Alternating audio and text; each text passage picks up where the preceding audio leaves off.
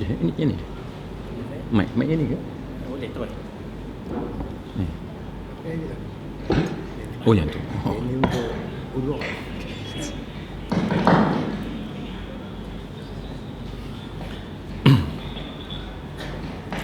Assalamualaikum warahmatullahi wabarakatuh. Innal hamdalillah nahmaduhu wa nasta'inuhu wa nastahdihi wa nastaghfiruh wa na'udzu billahi min shururi anfusina wa min sayyiati a'malina. Man yahdihillahu fala mudilla lahu wa man yudlil fala hadiya lahu. أشهد أن لا إله إلا الله وحده لا شريك له وأشهد أن محمدا عبده ورسوله اللهم صل وسلم على محمد وعلى آله وصحبه والتابعين بإحسان إلى يوم الدين وبعد. رب اشرح لي صدري وهai Tuhanku, lapangkanlah dadaku ini, wa yassir li amri, dan permudahkanlah urusanku, wahlul 'uqdatam min lisani, dan uraikanlah kekeluhan lidahku, yafqahu qawli, supaya mereka memahami kata-kataku ini. Terima kasih kepada saudara pengerusi majlis yang dihormati lagi dimuliakan, tuan pengerusi, tuan imam, ahli-ahli jawatan kuasa Masjid Al-Falah, Taman Seri Kota, Taiping. Seterusnya, saudara-saudari, sahabat-sahabiah, muslimin muslimat, mudah-mudahan dirahmati dan diberkati oleh Allah Subhanahu wa taala. Alhamdulillah, pada pagi ini kita berkumpul bersempena dengan sambutan Maulidur Rasul. Walau bagaimanapun saya tidak akan menyentuh panjang lebar sangat berkenaan dengan sejarah Maulidur Rasul ini, cuma ada beberapa poin penting, perkara penting yang saya ingin tarik perhatian saudara-saudari muslimin muslimat sekalian. Apabila kita bercakap tentang ilmu, termasuklah kita bercakap tentang baginda Nabi sallallahu alaihi wasallam, juga berkenaan dengan Maulidur Rasul, maka saya ingin menarik perhatian tuan-tuan dan puan-puan sekalian kepada tulisan Syekh Al-Mubarakfuri dalam kitabnya Ar-Rahiqul Makhtum, di mana beliau membawakan kepada kita dua perkara yang menarik untuk kita tengok. Yang pertamanya ialah kelahiran baginda Nabi sallallahu alaihi wasallam. Yang keduanya ialah kewafatan Nabi sallallahu alaihi wasallam. Dua tarikh ini berlaku pada bulan Rabiul Awal. Dia berlaku pada bulan Rabiul Awal.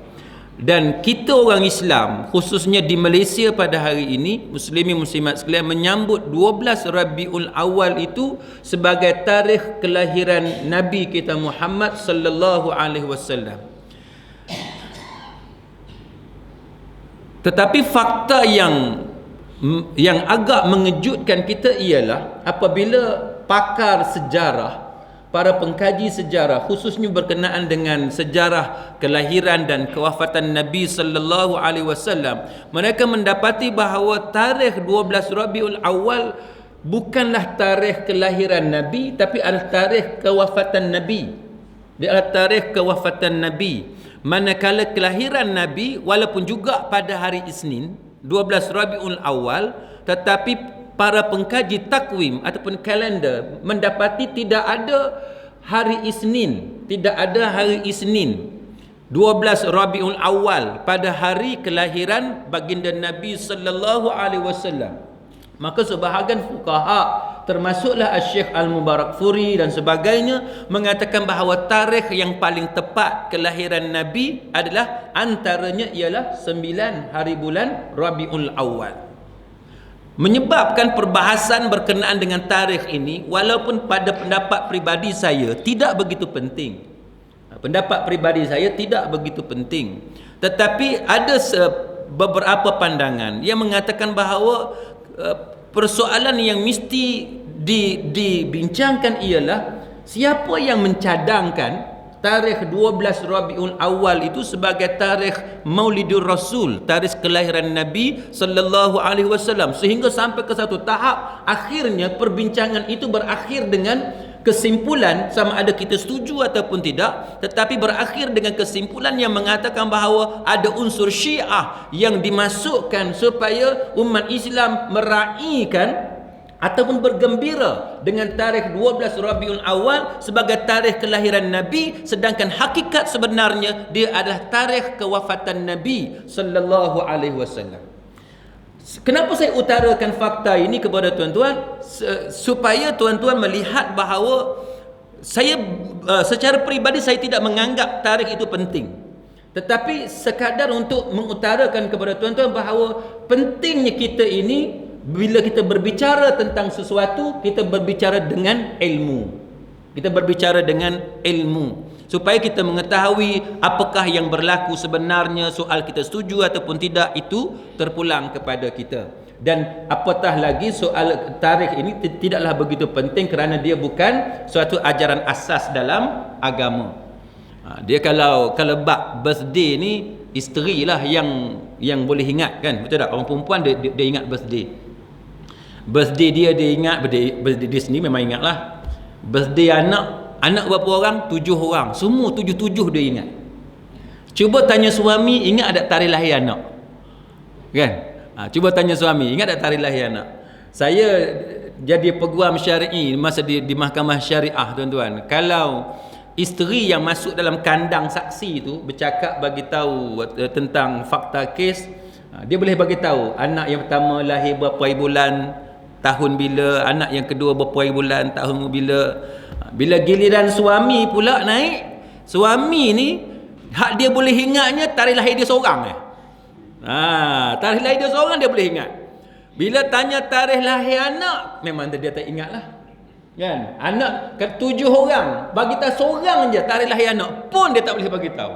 Minta seorang je pun dia tak boleh bagi tahu. Tarikh lahir isteri lagi dia tak ingat. Isteri lain, kena orang perempuan ni dia lain. Orang perempuan ni, tuan-tuan, tak percaya, minta orang perempuan tunjuk dompet dia, kan? Tunjuk dompet dia. Dalam dompet tu, kan, dompet tu letak gambar dia, gambar suami dia, gambar dia, kan? Saya pernah masa duduk di mahkamah, tengok satu lawyer perempuan. Saya kata, apa ni, gambar siapa tu? Saja tanyalah, padahal tahu dah suami dia. Gambar siapa? Dia kata, husband I lah, dia kata. Husband I lah, my hubby, dia kata. Oh, your hubby. Saya tanya dia pasal apa letak gambar macam tu, kan? Gambar suami dia sini, gambar dia sini. Dia kata supaya boleh cium hari-hari, dia kata. Boleh cium hari-hari. Cuba tengok dompet suami, ada tak gambar isteri? Tak ada. Mana ada? Tak ada. Jarang. Saya, kawan-kawan saya semua tak ada. Gambar isteri semua. Tak ada seorang pun yang ada gambar isteri. Itulah beza kaum lelaki dengan kaum perempuan. Tak apalah, itu selingan, tuan-tuan sekalian. Baik, maka dalam perkara yang macam ni, tuan-tuan sekalian, kita kena ingat bahawa apa yang paling penting yang perlu kita titik beratkan ialah ajaran Nabi sallallahu alaihi wasallam. Kita perlu bezakan apa yang menjadi asas dalam agama dan apa yang menjadi titik bengit yang tak perlu kita war-warkan sangat. Maka antara ayat Al-Quran yang masyhur, yang popular, yang khatib Jumaat baca pada khutbah yang kedua ialah A'udzubillahi minasyaitonir rajim. Laqad kana lakum fi rasulillahi uswatun hasanah liman kana yarjullaha wal yawmal akhir wa dzakarallaha katsira. Sesungguhnya pada diri Rasulullah itu terdapat contoh teladan yang baik bagi kamu, iaitu bagi orang yang mengharapkan keredaan Allah dan ganjaran pahala di hari akhirat, dan dia banyak mengingati Allah Subhanahu wa taala. Ayat ni setiap kali Jumaat, mana-mana khatib dia akan baca ayat ni. Kebiasaannya lah, dia akan baca ayat ni sebagai peringatan kepada kita. Ayat ni dia kata apa? Dia kata pada Rasulullah tu contoh yang paling baik.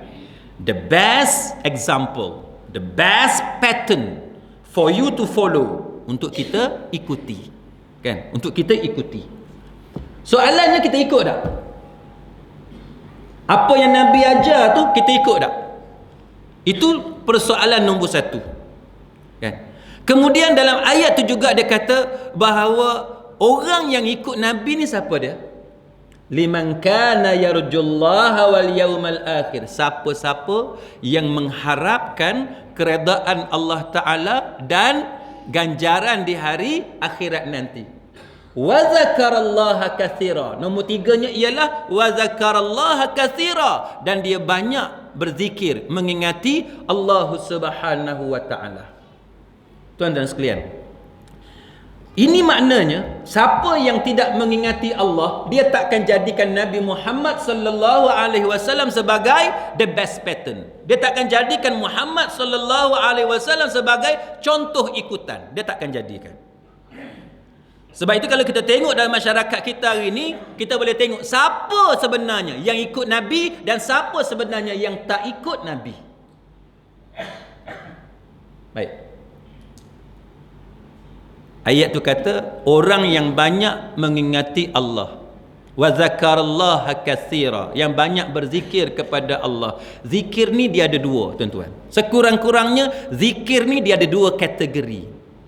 Satu yang disebut sebagai az-zikr, zikir bil lisan, dengan lidah, dengan mulut. Yang bab ni orang kita biasa yang ni lah, kan? Dia beli apa, buah tasbih, kan, letak dekat dinding rumah dan sebagainya, letak dekat kereta. Yang tu tak tahulah dia guna ke tak, kan? Dia gantunglah dekat cermin kereta tu, tapi guna ke tidak kita tak tahu. Ada yang style sekarang ni style hak tekan-tekan tu, macam-macam lah. Baik.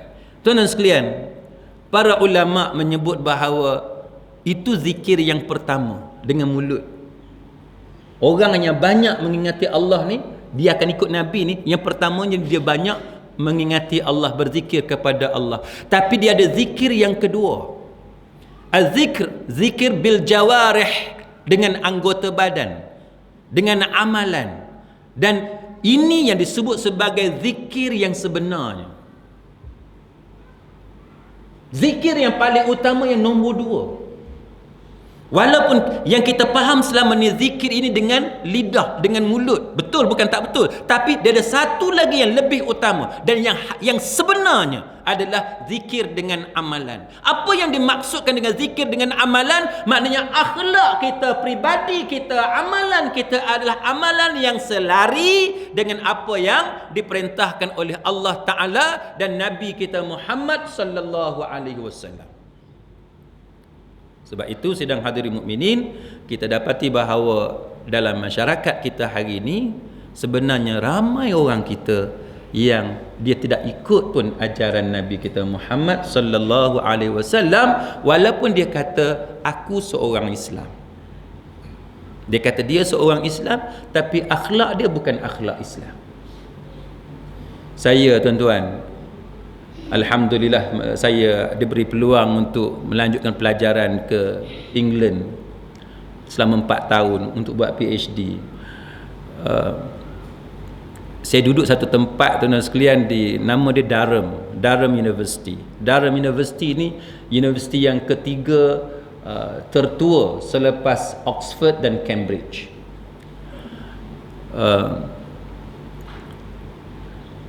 Dia, kalau tuan-tuan tengok dalam peta, dia adalah North East England. Dia dekat dengan Newcastle, dia dekat dengan Middlesbrough. Siapa minat bola ni dah tahulah. Siapa yang tak minat bola, dia nganga, dia blur, dia tak tahu kat mana ni. Tapi siapa yang minat bola, sebut Newcastle dia tahu dah, sebut Middlesbrough dia tahu. Dengan Middlesbrough tu dalam 20-30 minit, dengan Newcastle tu dalam 30 hingga 45 minit.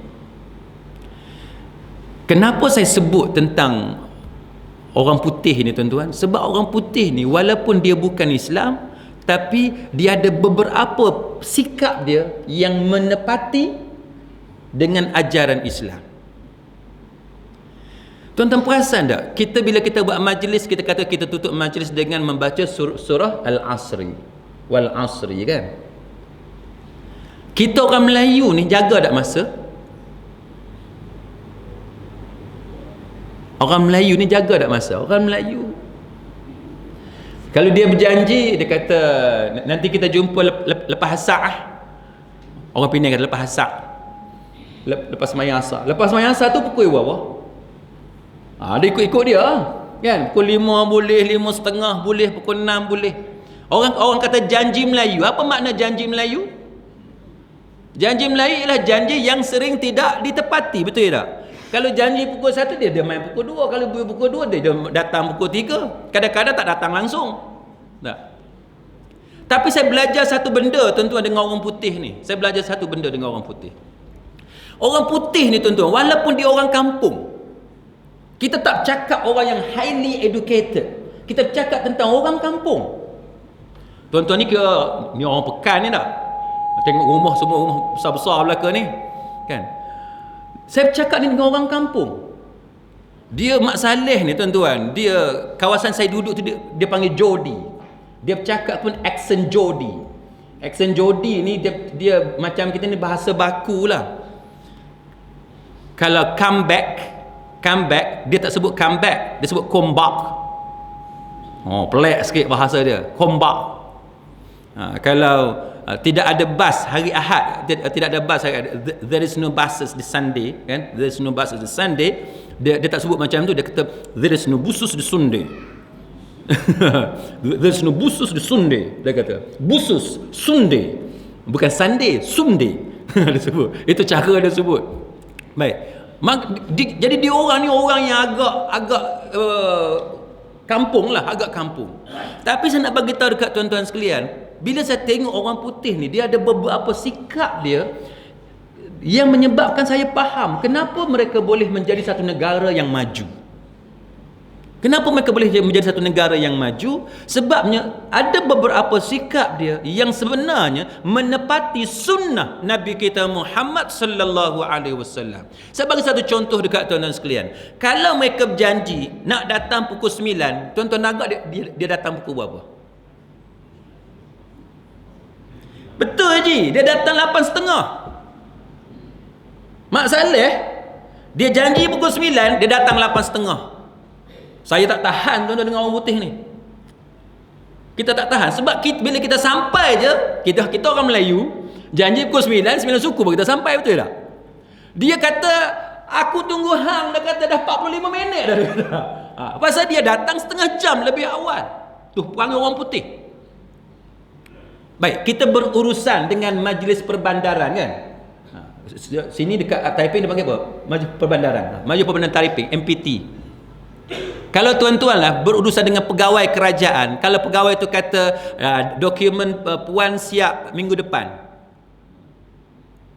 dokumen kita siap bila? Sebulan. Sebulan. Betul tak? Mana-mana pejabat kerajaan, kita ada pengalaman kalau dia kata minggu depan ataupun esok, dia bukan siap esok, bukan siap minggu depan, dia siap. Kan? Kalau orang Arab certified true copy. Tuan-tuan tahu certified true copy? Nak buat pengesahan dokumen kan? Photostat. Kita di Malaysia, kita pergi hantar dekat pejabat certified true copy siap berapa lama? Di Malaysia siap berapa lama? 2-3 minit kan? Paling lama pun 15 minit kalau bos tu sibuk apa semua, paling lama 10-15 minit. Sekejap je dia cok apa semua, sign siap. Arab, kawan saya belajar buat PhD di Jordan, tuan-tuan sekalian. Dia kata dia rasa nak balik Malaysia, dia kata. Tak mau belajar kat Jordan. Saya tanya sebab apa? Dia kata perangai orang Arab ni kita hantar certified true copy, dia kata bukrah, dia kata. Tu perangai Arab. Duk tangguh esok minggu depan tak tahu bila nak, padahal certified true copy je. Tu perangai Arab. Sebab tu Arab tuan-tuan sekalian, perang tak pernah nak menang. Adalah menang berapa sekali dua, tapi hak lain tu semua kalah. Kan? Mak Saleh tuan-tuan. Saya duduk di Darlington. Darlington ni orang putih dia sebut Dalo. Saya duduk di Darlington dalam County Durham, England. Bila kita pergi berurusan dengan dia, dia kata okey, benda ni akan siap dalam masa seminggu. Dia kata dalam masa seminggu.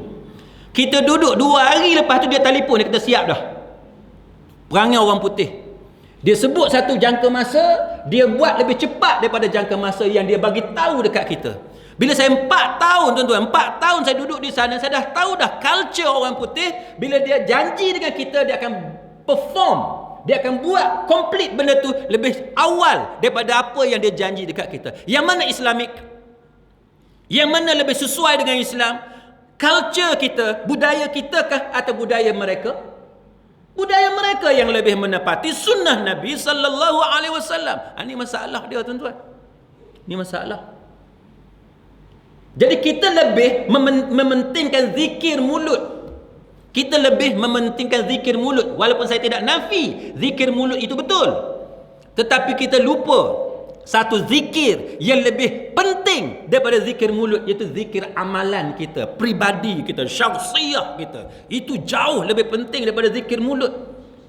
Tuan-tuan sekalian, berapa ramai orang dia subhanallah, subhanallah, subhanallah duduk tasbih. Berapa ramai di kalangan kita yang tahlil la ilaha illallah, la ilaha illallah, tetapi akhlak dia dengan akhlak yang buruk. Berapa ramai? Tuan-tuan biasa tengok anak-anak kita yang kecil, yang muda, yang baru terlibat dengan dakwah, tapi tengking mak dia, atau sebab mak dia jahil, dia tengking ayah dia atas alasan ayah dia tak mau pergi mengaji. Dia tak tahu akhlak seorang Islam. Kalau dia benar-benar seorang yang terlibat dengan dakwah, dengan mengaji, la taqul lahuma uffin, jangan berkata sekalipun kepada ayah dan ibu kamu. Maka sebab itu sidang hadirin mukminin, perbincangan kita pada pagi ini lebih menjurus kepada pentingnya ilmu, sebab antara benda dakwah yang dibawa oleh Nabi kita Muhammad sallallahu alaihi wasallam ialah ilmu, iaitu iqra bismi rabbikal ladzi khalaq, kan, khalaqal insana min 'alaq, iqra wa rabbukal akramul ladzi 'allama bil qalam, 'allamal insana ma lam ya'lam. Dalam satu hadis, tuan-tuan sekalian, sebagaimana yang diriwayatkan oleh Imam Ibn Majah dan daripada Anas bin Malik dan disahihkan oleh Syekh Muhammad Nasiruddin Al-Albani, Nabi bersabda, talabul ilmi faridatun ala kulli muslim, iaitu menuntut ilmu itu merupakan satu kewajipan ke atas setiap orang Islam. Baik, maka apa yang kita perlu mengetahui ialah berapa ramai di kalangan kita hari ini yang bercakap tanpa ilmu, yang bercakap without knowledge, yang bercakap tanpa mengetahui, tanpa memahami apa yang dia cakapkan. Maka ada beberapa poin penting yang kita perlu tahu pada pagi ini. Yang pertamanya ialah kejahilan itu ataupun bercakap tanpa ilmu itu adalah perkara paling tinggi yang diharamkan oleh Allah Ta'ala. Kalau mengikut fatwa bin Baz, Syekh bin Baz, dia mengatakan bahawa bercakap tanpa ilmu itu adalah perkara haram yang paling serius, yang paling tinggi dari segi ranking dia, hierarki di sisi Allah Ta'ala. Dalilnya apa, tuan-tuan? Dalilnya ialah surah Al-A'raf.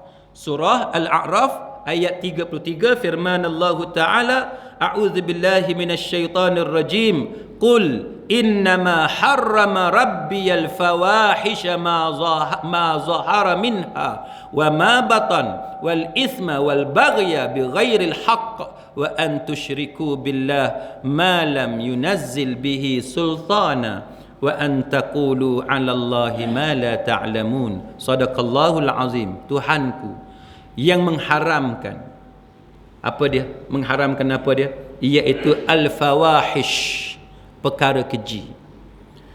Mengharamkan apa? Perkara keji. Perkara keji yang macam mana sifat dia? Ma zahara wa ma batan, benda yang zahir, benda yang nampak, dan benda yang tersembunyi, yang tersirat. Lepas itu dia kata, dan juga wal isma, dan perbuatan dosa, wal baghya bighairil haqq, dan juga melanggar hak manusia tanpa alasan yang benar, wa an tusyriku billah, barulah sampai kepada dan kamu mensyirikkan Allah Ta'ala. Mensyirikkan Allah Ta'ala itu diharamkan oleh Allah Ta'ala. Akhir sekali, selepas mensyirikkan Allah Ta'ala, Allah Ta'ala kata apa? Iaitu wa an taqulu 'ala Allah ma la ta'lamun, dan kamu berkata mengenai Allah benda yang kamu tidak ketahui. Baik. Siapa yang biasa belajar tafsir, dia tahu cerita ni cerita apa. Dia bila Quran ni, dia cerita, katalah ada 5 benda dia cerita. Susunan 1, 2, 3, 4, 5 tu, susunan tu macam mana? Kita panggil tertib. Tertib ni, kalau dia mula dengan benda kecil, dia akan ujung dia benda besar. Maka bin Baz, Syekh Abdul Aziz bin Abdullah bin Baz kata apa? Dia kata, berbicara tentang Allah, kita bercakap tentang Allah tanpa ilmu, termasuk perkara yang paling besar yang diharamkan oleh Allah. Dia kata, perkara paling besar yang diharamkan oleh Allah. Bahkan dia kata, hal ini disebutkan lebih tinggi daripada kedudukan syirik. Nak banding dengan syirik, bercakap mengenai Allah lebih serius dosa dia nak banding dengan syirik. Dia kata, kerana apa alasan dia? Kerana ayat ini Allah Ta'ala dia buat turutan, dia buat tertib, dia buat hierarki. Dia kata perkara yang diharamkan bermula dengan hak paling rendah dulu, benda paling kecil dulu, sampai kepada hak paling tinggi, hak paling serius. Baik, muslimin muslimat sekalian, yang kita tahu selama ni, syirik ni serius dah, kan? Dosa paling besar syirik. Tapi dalam ayat ni dia ada satu benda, selepas syirik tu dia ada satu benda yang lebih besar daripada itu, iaitu bercakap berkenaan Allah, benda yang kita tak tahu. Baik, syirik ni apa dia?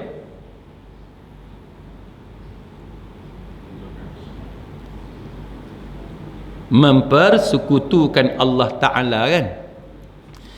Mempersekutukan Allah Ta'ala ni dia tu bahasa yang agak standard. Kita guna bahasa mudah lah. Bahasa mudahnya menduakan Allah, kan? Menduakan Allah. Nak tanya orang perempuan lah, nak tanya orang perempuan, kalau suami menduakan kita rasa macam mana? Marah. Oh, marah. Dengar tu, marah, kan? Orang lelaki, kan, bila kita tahu isteri menduakan kita, sama juga, kan? Marah, betul tak? Ke ada pakcik-pakcik tengok, okey. Mana boleh okey, kan? Marah, ha? Kan? Menduakan. Kita mesti nak tahu siapa dia ni. Tak, kalau orang perempuan lah, kalau kita dengar pakcik kita kahwin seorang lagi, nak tahu siapa dia ni, perempuan mana ni, kan? Dengan aku mana lawa, nak tengok, kan? Mana lawa? Nak tengok. Tiba-tiba tengok, dia kata tak ada orang lain ke nak cari. Nah, contohnya, kan? Baik. Itu yang kata menduakan. Jadi menduakan ni benda yang bagi kita tak boleh terima kalau suami atau isteri kita menduakan kita. Baik, syirik ni ialah menduakan Allah Ta'ala. Makna dengan Allah Ta'ala tu ada Tuhan lain. Ada Tuhan lain. Makna dosa tu dosa yang paling besar. Tapi dalam ayat ni dia cerita bahawa selepas syirik itu, dia ada satu lagi kesalahan yang lebih besar daripada syirik, iaitu bercakap mengenai Allah benda yang kamu tak tahu. Tuan-tuan tahu tak apa dia contoh dia? Bercakap tentang Allah benda yang kita tak tahu.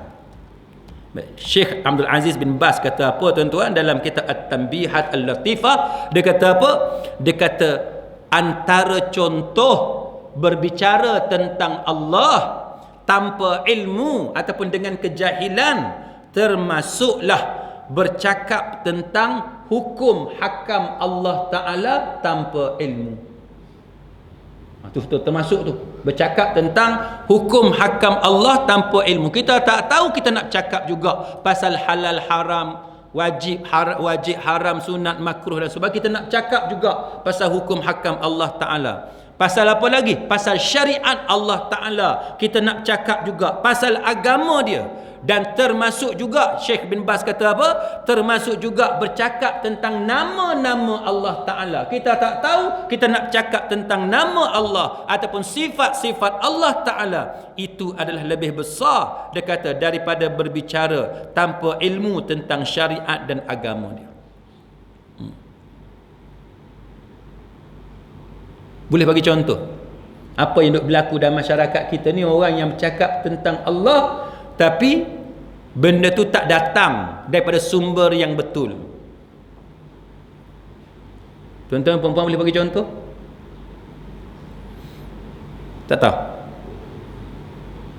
Tak tahu ha? Tuan-tuan biasa tengok tak? TV biasa tengok? Oh ya, bagus orang Taman Serikau TV tak tengok? Oh ini memeranjatkan ni. TV tengok kan? Tapi mungkin ramai di kalangan tuan-tuan tak tengok kot, sebab ramai yang berusia TV ni dah bukan cita rasa dah kot. Katalah tuan-tuan tengok TV, channel apa yang tuan-tuan suka tengok?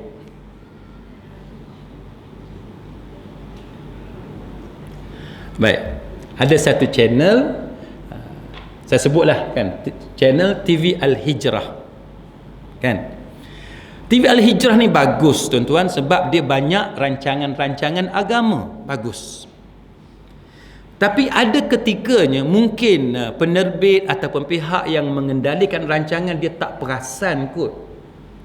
Kadang-kadang yang berbicara dalam TV itu dia melakukan kesilapan.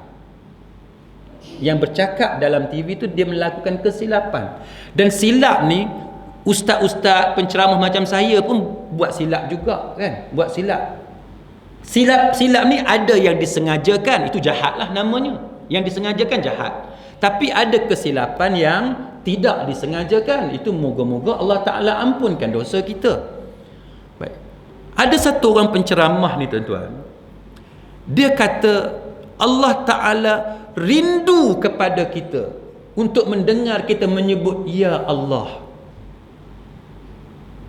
Dia kata Allah Ta'ala rindu kepada kita untuk mendengar kita menyebut Ya Allah.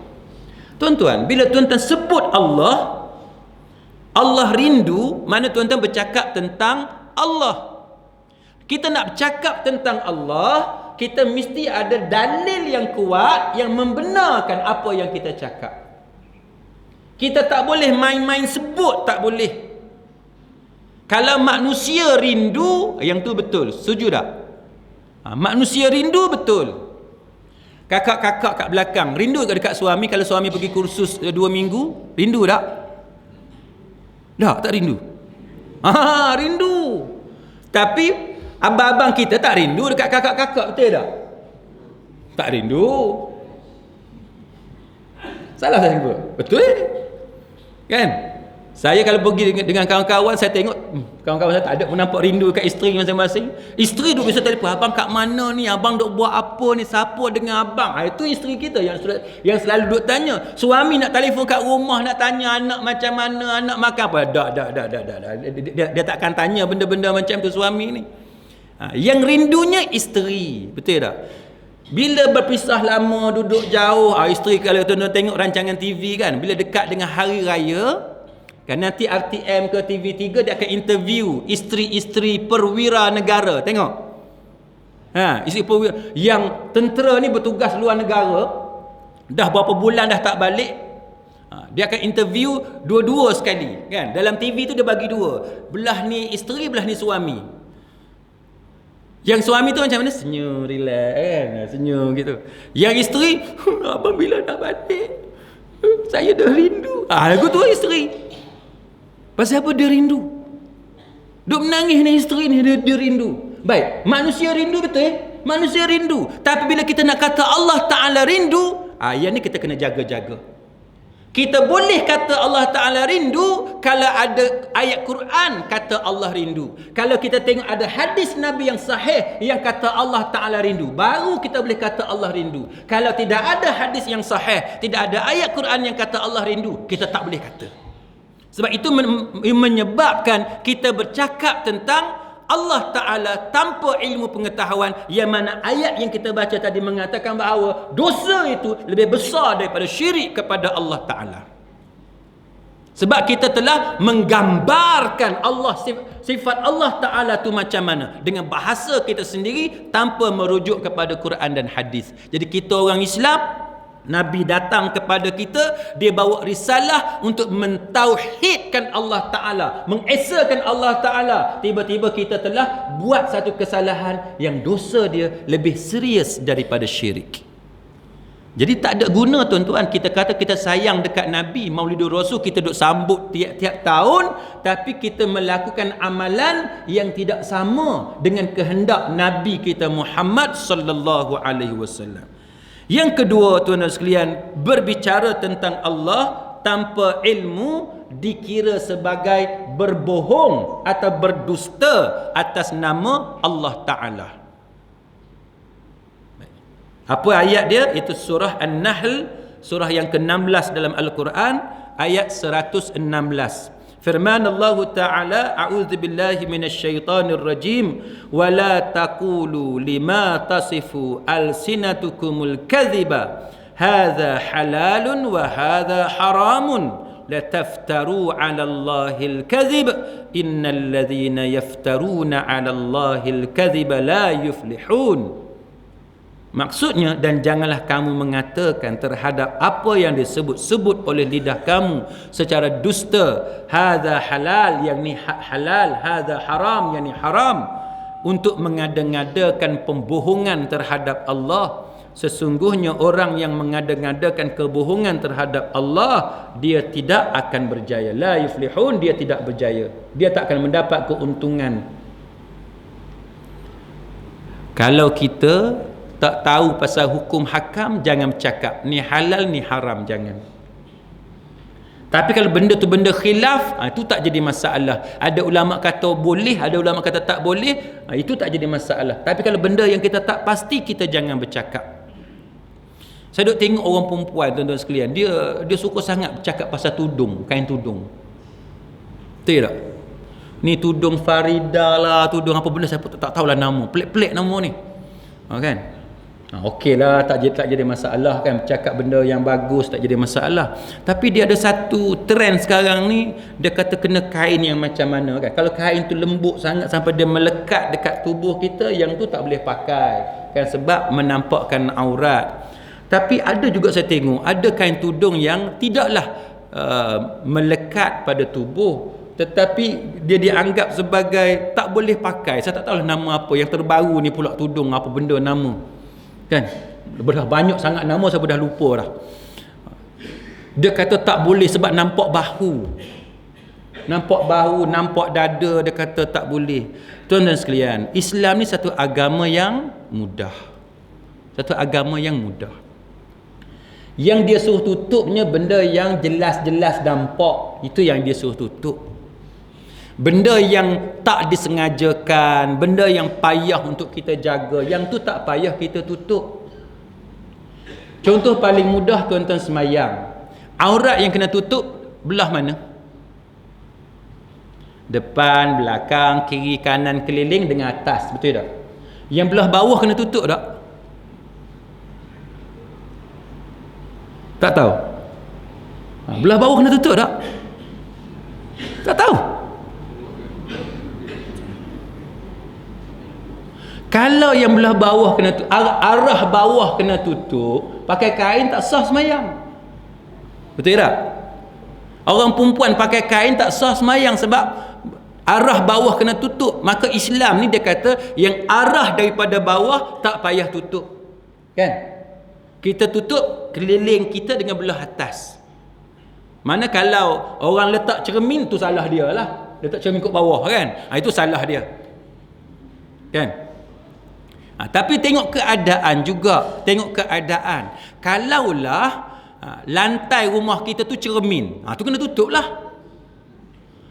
Rumah adik saya di kota Damansara, rumah adik saya di kota Damansara, dia rumah dia 3 tingkat.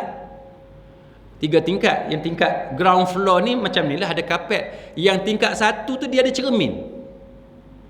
Dia ada cermin. Mana kalau kita pakai kain macam mana kalau pakai kain?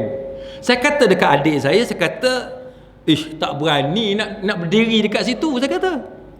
Dia kata tak nampak bang, tak nampak. Saya kata, hang try tengok, aku nak intai tengok. Kalau nampak kan, hukum dia dikira sebagai mendedahkan aurat kan, sebab lantai dia cermin, see through kan, see through kita boleh nampak. Maka yang tu tak boleh. Kan, yang tu tak boleh. Tapi kalau lantai macam kita kapet macam ni, lantai kayu, lantai semin, maka yang daripada bawah itu tidak diwajibkan untuk kita tutup. Pasal apa? Itu adalah kemudahan kepada kita oleh agama kita. Kalaulah wajib tutup daripada arah bawah, ini akan menyusahkan. Ini akan menyusahkan. Baik, jadi bila kita bercakap ni tuan-tuan sekalian, kita bercakap benda halal, benda haram, mesti rujuk kepada nas.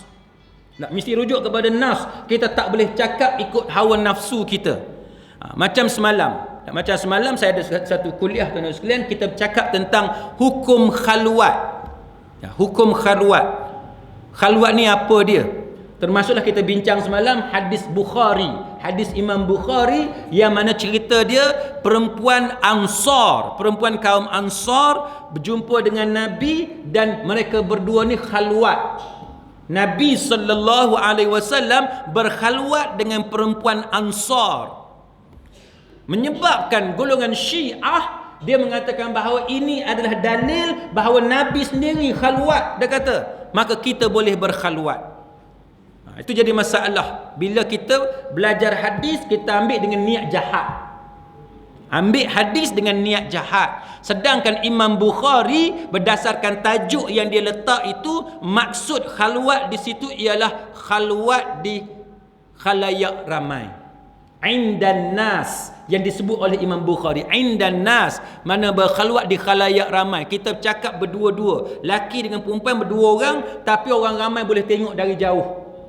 Khalwat macam tu dibenarkan dalam agama. Yang diharamkan dalam agama, khalwat dalam bilik ataupun khalwat di tempat sunyi yang terhijab, yang terhalang pandangan orang ramai. Yang tu yang tak boleh.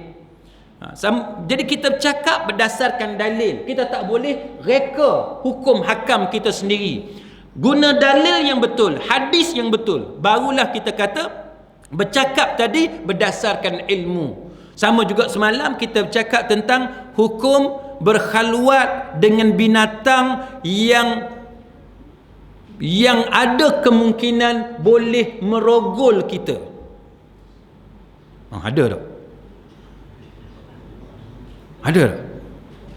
Ibnu Aqil, Ibnu Taimiyah dan beberapa ulama yang lain mengatakan bahawa jikalau seorang perempuan dia berkhalwat dengan seekor binatang, yang mana binatang itu boleh mencabul kehormatan dia, maka hukum dia haram. Sebab dalam agama kita ada kaedah fiqh, Islamic legal maxim, yang dipanggil sebagai la darara wa la dirar. Tak boleh buat benda mudarat, saling memudaratkan, tak boleh. Saya pun duk tengok, duk fikir, ada tak binatang yang boleh kacau orang perempuan ni? Ada tak? Saya pun Google, duk check tengok, ada. Tahun 2008, akhbar The Telegraph United Kingdom melaporkan tentang satu kampung di belah India itu, yang mana monyet-monyet dalam hutan duk kacau anak-anak dara dekat kampung tu. Dan gadis-gadis kampung tu buat laporan polis, bagi tahu bahawa monyet dalam hutan tu cuba merogol mereka. Tu dia. Harap-harap monyet dekat Taiping tak ada lah perangai gitu. Sebab saya selalu duduk pergi zoo Taiping. Tak nampak pula dia nak kacau bini saya. Rasa monyet zoo Taiping okey kot. Tapi maknanya ulama telah membincangkan bahawa berdasarkan dalil yang ada, mereka mendapati bahawa perbuatan apa sahaja yang boleh mendatangkan mudarat, dia boleh jadi makruh, dia boleh jadi haram. Tengok kepada fakta kes. Jadi itu cara dia, tuan-tuan sekalian. Jadi kita nak cakap tentang hukum hakam, kita tak boleh bercakap secara sembrono. Kan, dia mesti ada berasaskan kepada ilmu. Nombor 3, poin yang ketiga tuan-tuan sekalian, berbicara tentang Allah tanpa ilmu merupakan kesesatan dan menyesatkan orang lain. Cakap pasal hukum hakam, pasal syariat Allah tanpa ada ilmu, apa akan jadi? Itu adalah sesat dan menyesatkan. Sebagaimana hadis Bukhari dan Muslim dan lain-lain lagi, Nabi kita Muhammad sallallahu alaihi wasallam bersabda, innallaha la yaqbidul ilma intiza'an yantazi'uhu minal ibadi walakin yaqbidul ilma bidil ulama hatta idza lam yubqi aliman ittakhadha an-nasu ru'usan juhala fasu'ilu fa'aftau bighairi ilm fadallu wa adallu. Sesungguhnya Allah tidak akan mencabut ilmu dari hamba-hambanya sekaligus. Ilmu tak akan dicabut secara sekaligus, tapi Allah Ta'ala akan buat macam mana? Dia akan cabut ilmu dengan mematikan para ulama, sehingga satu ketika Allah tidak meninggalkan seorang alim pun, lalu orang ramai mengangkat pemimpin-pemimpin yang bodoh. Lalu para pemimpin itu ditanya tentang sesuatu perkara, kemudian mereka berfatwa, mengeluarkan pendapat tanpa ilmu, sehingga mereka menjadi sesat dan menyesatkan orang lain. Bercakap tanpa ilmu, Nabi dah sebut dia akan tiba satu masa yang mana orang yang naik tu kemudiannya adalah orang yang tidak ada ilmu. Saya satu hari tuan-tuan, saya singgah semayang isyak di sebuah masjid. Tengok masjid tu cantik, saya pun seronok lah kan. Ni mesti khusyuk semayang ni. Masjid kalau cantik khusyuk semayang kan. Dengan airconnya kena dekat muka, best semayang. Dengan kapet tebal sampai kat buku lali. Tak? Sujud pun tenggelam, hidung-hidung tenggelam. Kapet pun bau wangi. Seronok tu tengok dengan lampu dia, lampu cantik, bukan macam lampu tuan-tuan, lampu Kalimantan saja melawak. Lampu cantik, lampu bersembunyi di balik siling tu. Style lampu macam tu kan.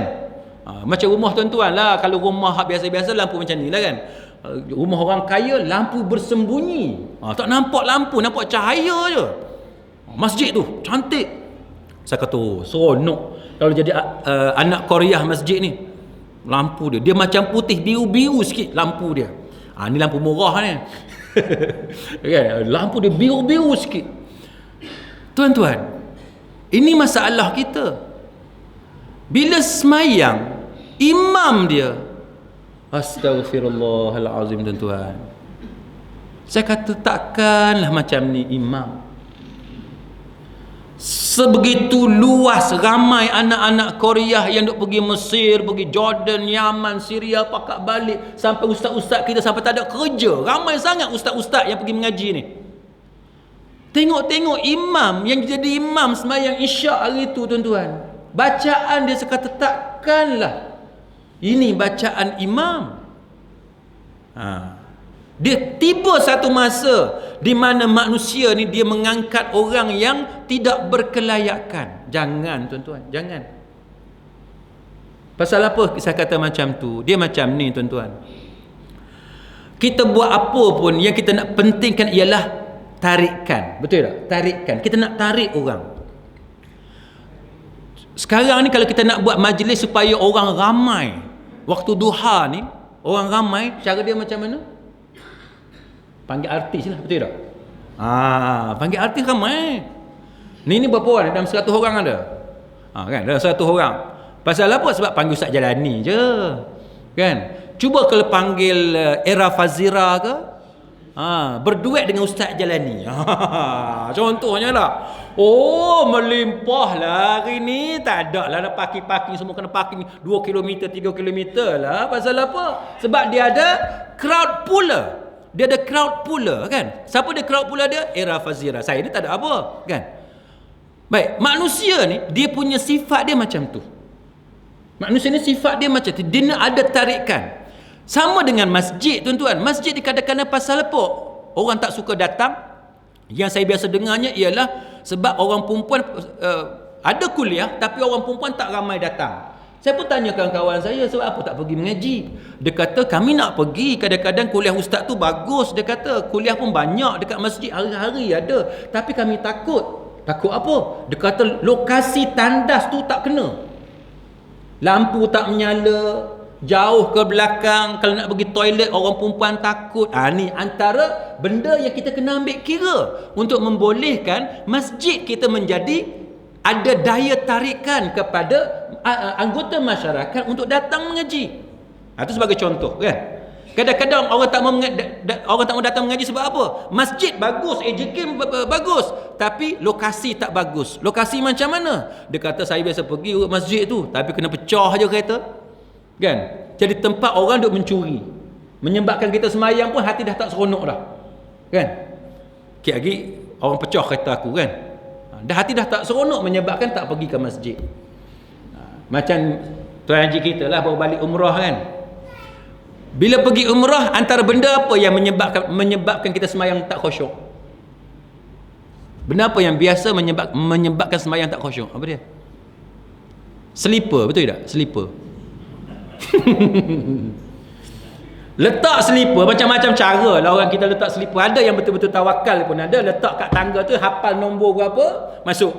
Kan? Ada satu lagi jenis, masuk kot pintu mana, ikat dekat tiang dekat tu, pemegang tu ikat kat situ, tinggal. Ada juga. Ada yang bawa dengan slipper, semayang dengan slipper sekali pun ada, macam-macam lah kan.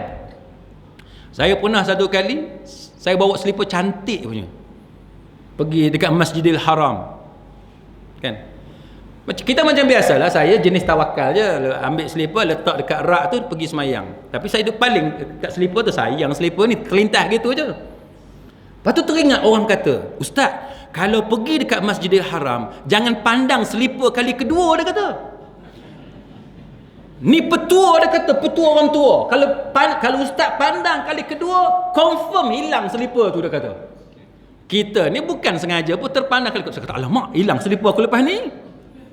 Tak khusyuk semayang tu tuan.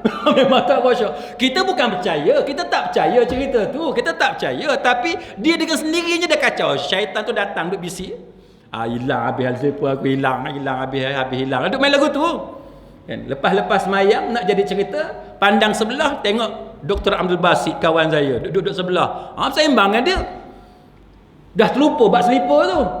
Sembang dengan dia apa semua sampai pukul berapa entah dekat Masjidil Haram tu. Nak balik lah, baru teringat slipper tadi. Hilang sungguh. Sebab tu orang tua kata jangan pandang kali kedua. Pandang kali kedua hilang. Khusyuk tak? Tak khusyuk kan? Tak khusyuk semayang, kita teringat.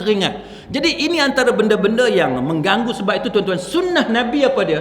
Sunnah Nabi, bila waktu semayang tu masuk, tiba-tiba pada masa yang sama makanan dihidangkan kepada kita, sunnahnya ialah makan dulu baru semayang. Betul tak? Sunnah ni orang Taman Seri Kota memang buat, confirm buat. Semayang kemudian makan dulu. Kadang-kadang semayang baru nak masuk, dia baru dah nak pergi ke dapur. Ini masalah tuan-tuan. Bukan macam tu. Kita kena plan waktu semayang dengan waktu makan supaya tak bertembung. Tapi andai kata tiba-tiba makanan tu tersedia, maka sunnah nabinya ialah mengutamakan makanan terlebih dahulu. Sama sebagaimana mengutamakan hajat peribadi dulu. Nak terkencing ke, sakit perut ke apa semua, selesaikan yang tu dulu. Sebab apa? Sebab tak maulah semayang sikit lagi nampak punggung duduk gitu duduk tahan kan. Itu tak boleh. Itu sunnahnya ialah selesaikan urusan peribadi dahulu, barulah kita solat. Itu yang diajarkan kepada kita. Malah tuan-tuan sekalian, kalau tuan-tuan tengok sunnah Nabi pun, kalau kita mengantuk yang teramat pun, Nabi suruh kita tidur dulu. Yang ni sesuai dengan kita ni. Memang tidur dulu Ustaz. Confirm tidur dulu sampai habis subuh. Tu perangai kita. Tu sunnah tu memang kita ikut sungguh. Baik. Sebab apa? Sebab Nabi dia tak mahu kita solat dalam keadaan yang terlalu mengantuk sehingga kita keliru apa yang kita baca. Tak tahu apa yang kita baca sampai asyhadu an la ilaha illallah. Adakah kita sebut la ilaha illallah atau sebut apa? Maka Nabi kata tidur dulu, rehat dulu supaya hilang mengantuk tu. Tapi tuan-tuan jangan salah faham tu. Yang tu jangan salah faham. Baik, 10.46 dah tuan-tuan sekalian. Saya pun tak ambil masa yang lama. Baik. Maka orang yang bercakap tanpa ilmu ini, Hujjatul Islam Imam Al-Ghazali rahimahullahu taala dalam kitab Ihya Ulumuddin, dia kata orang yang melakukan maksiat, orang yang tidak ada ilmu adalah orang yang bodoh. Dia kata bodoh, dia kata. Boleh ke kita kata bodoh ke orang? Boleh tak? Kita kata bodoh kat orang, boleh tak? Tak boleh. Ustaz, mana boleh kata bodoh kat orang? Tak baik ustaz. Tak baik. Betul ke tak boleh kata bodoh kat orang? Tak tahu. Quran kata apa? Ya ayyuhallazina amanu taqullah, wahai orang-orang yang beriman, bertakwalah kamu kepada Allah, wa qulu qawlan sadida, dan berkatalah dengan perkataan yang benar. Mesti cakap benda benar. Kalau orang tu bodoh, kena kata bodoh lah. Awak tuan-tuan tak setuju? Katalah ada budak lelaki datang minta anak kita, kan? Ada budak lelaki datang minta anak kita. Kita tak berapa kenal budak lelaki ni. Tapi nampak cara tu macam budak bodoh. Tak? Nampak betul ke budak ni kan? Nampak macam budak tak cerdik. Tak? Kan? Kita buat apa kita buat? Bila kita nampak ada benda sanksi kepada ni bakal menantu kita ni, apa kita buat? Kak, makcik-makcik. Siasat. Betul, siasat. Kita kena siasat, kan? Kau sebagai istikharah dulu. Siasat dulu. Istikharah tu kemudian. Siasat dulu. Kena siasat, kena kumpul fakta dulu. Baik, siasat macam mana? Pergi cari ni jiran kawan tu, betul tak? Cari jiran kawan tu, cari anak Korea kawan tu yang duduk semayang sekali dengan dia. Dia orang mana ni? Taman Seri Kota. Pergi Taman Seri Kota. Fasa berapa? Pergi cek tengok. Tanya jiran dia. Bila pergi tanya kat jiran, jiran tu wajib mengumpat kepada lelaki berkenaan. Betul tak? Benda buruk yang ada pada lelaki berkenaan, kalau ada saudara Islam kita datang minta maklumat pasal orang ni, sebab orang ni minta anak dara dia, masa tu wajib kita cakap semua benda supaya saudara se-Islam kita tadi mendapat maklumat yang benar. Sebab nak bagi anak dara ni bukan main-main, kan? Bukan main-main. Mesti dapat maklumat yang benar. Maka dibolehkan kepada kita mengumpat. Termasuk kita kata budak ni bodoh ni, budak bodoh, kan? Kena bagi tahu. Walaupun kita rasa berat hati nak kata, kalau aku kata sikit lagi dia tak kahwin. Sikit lagi dia tak, tapi kita kena kesian tu anak dara orang tu. Kalau bodoh-bodoh lah, cakaplah dia bodoh. Ya ustaz, mana ada bodoh? Tak ada bodoh lah, tuan-tuan. Kalau tak ada bodoh, kenapa Quran cerita orang bodoh? Kenapa hadis pun cerita tentang bodoh? Safih, orang yang tak boleh mengendalikan harta. Safih, orang yang bodoh. Mana bodoh kita boleh kata pada tempat yang sesuai. Jangan ada main kat mulut bodoh. Ni bodoh, anak bodoh, apa semua bodoh, tak boleh. Yang tu tak boleh. Kan maki hamun orang tak boleh. Tapi bercakap dengan benar, perkara yang benar, itu adalah boleh. Yang keempat, berbicara tentang Allah tanpa ilmu merupakan satu sikap mengikuti nafsu. Imam Ali bin Abil Izzi Al-Hanafi, ini adalah ulama dalam mazhab Hanafi rahimahullahu ta'ala, dia kata sesiapa yang berbicara tanpa ilmu, sesungguhnya dia telah mengikuti hawa nafsunya, sebagaimana firman Allah ta'ala, wa man adallu mimman ittaba'a hawahu bighairi huda minallah. Dia kata, dan siapakah yang lebih sesat daripada orang yang mengikuti hawa nafsunya dengan tidak mendapat petunjuk daripada Allah Ta'ala sedikit pun. Ikut nafsu. Jadi kita ni dilarang mengikut nafsu. Nabi kita pun, tuan-tuan sekalian, muslimin muslimat sekalian, dia ajar dekat kita, antara benda nak tahu lelaki itu soleh ataupun tidak, antara kayu pengukur dia adalah rumah tangga. Nak tahu lelaki itu baik atau tidak, nak tahu macam mana?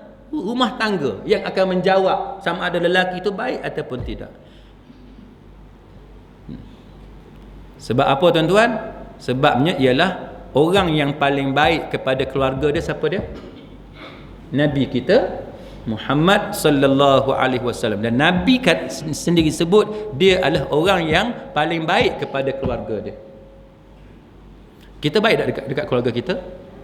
Dia bergantunglah. Jadi kalau tuan-tuan pakai kopiah, pakai jubah, tapi tuan-tuan tak jaga keluarga dengan baik, maka itu menunjukkan bahawa tuan-tuan tidak mengikuti Nabi sallallahu alaihi wasallam. Yang kelimanya, berbicara tentang Allah tanpa ilmu merupakan sikap mendahului Allah dan Rasul. Mendahului Allah dan Rasul. Sebab apa mendahului Allah Ta'ala dan Rasul? Sebab kita tidak rujuk kepada Allah dan Rasul. Syekh Abdul Rahman bin Nasir Al-Sa'di rahimahullahu ta'ala, dia kata apa?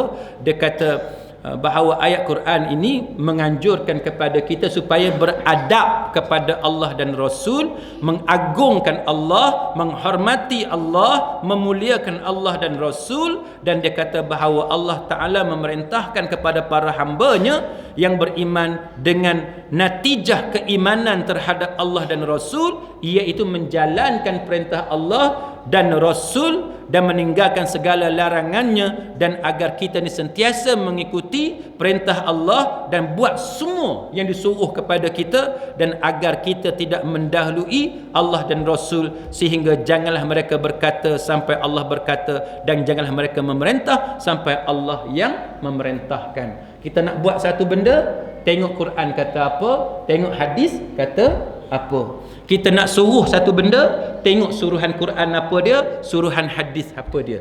Kita jangan tertukar dia punya prioriti, keutamaan. Contohnya apa dia tuan-tuan? Anak semayang. Suruh anak semayang umur berapa? 7 tahun. Kalau dia tak semayang, pukul dia pada usia 10 tahun. Maksudnya sebelum usia 7 tahun,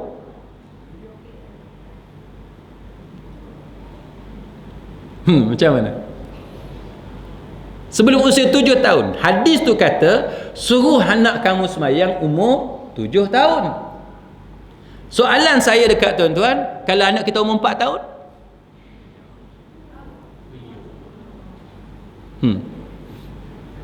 Macam mana? Ginilah ustaz, kita kira tak payah suruh. Boleh macam tu? Dah Nabi kata 7 tahun?